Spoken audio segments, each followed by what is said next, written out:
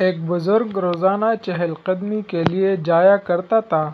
اس راستے پر ایک کمہار کا گھر تھا جو مٹی کے برتن بنایا کرتا تھا۔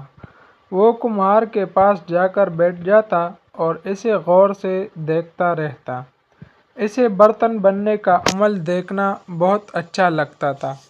ایک دن کمہار نے اس کی موہیت دیکھ کر اپنے پاس بلایا اور پوچھا، بیٹا تم یہاں سے روز گزرتے ہو اور میرے پاس بیٹھ کر دیکھتے رہتے ہو، تم کیا دیکھتے ہو؟ بزرگ نے کہا، میں آپ کو برتن بناتے دیکھتا ہوں اور یہ عمل دیکھنا مجھے بہت اچھا لگتا ہے۔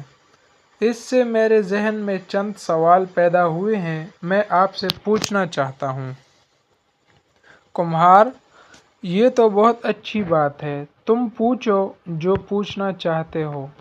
بزرگ نے کہا، آپ جو برتن بناتے ہیں اس کا خاکہ کہاں بنتا ہے؟ کمہار نے کہا، اس کا خاکہ سب سے پہلے میرے ذہن میں بنتا ہے۔ یہ سن کر بزرگ جوش سے بولا، میں سمجھ گیا۔ کمہار نے حیرت سے پوچھا، کیا سمجھے؟ بزرگ نے کہا، یہی کہ ہر چیز تخلیق سے پہلے خیال میں بنتی ہے۔ اس کا مطلب یہ ہے کہ خالق کے خیال میں ہم پہلے بن چکے تھے، تخلیق بعد میں ہوئی۔ اب میرا اگلا سوال یہ ہے کہ جب آپ برتن بنا رہے ہیں تو ایسا کیا کرتے ہیں کہ یہ اتنا خوبصورت بنتا ہے؟ کمہار نے کہا، میں اسے محبت سے بناتا ہوں۔ میں جو بھی چیز بناتا ہوں اسے خلوص سے بناتا ہوں اور اسے بناتے ہوئے اپنی صلاحیتوں کا بھرپور استعمال کرتا ہوں تاکہ کوئی کمی یا کوتاہی نہ رہ جائے۔ بزرگ نے اس بات میں سر ہلاتے ہوئے کہا، اس کی بھی سمجھ آ گئی، کیونکہ بنانے والا ہم سے محبت کرتا ہے، کیونکہ اس نے ہمیں بنایا جو ہوتا ہے۔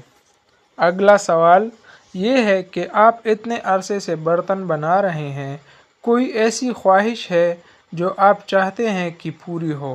کمہار نے کہا، ہاں ہے، میں چاہتا ہوں کہ ایسا برتن بناؤں کہ دنیا عش عش کر اٹھے، اور پھر ویسا برتن میں کبھی نہ بنا سکوں۔ کمہار نے حسرت سے کہا۔ یہ سنتے ہی بزرگ اچھل پڑا، واہ، خالق ہر بار ایسی تخلیق کرتا ہے کہ دنیا بے اختیار عش عش کر اٹھے، کیونکہ خالق کو پتہ ہے کہ میں جو یہ انسان اس دنیا میں بھیج رہا ہوں اس جیسا کوئی دوبارہ نہیں آئے گا۔ آپ یوں نیک ہیں، اپنے رب کی بہترین تخلیق، آپ کے خالق نے آپ کو بہترین بلکہ احسن تقویم سے خلق کیا ہے، اپنے آپ کو فضول دھندوں میں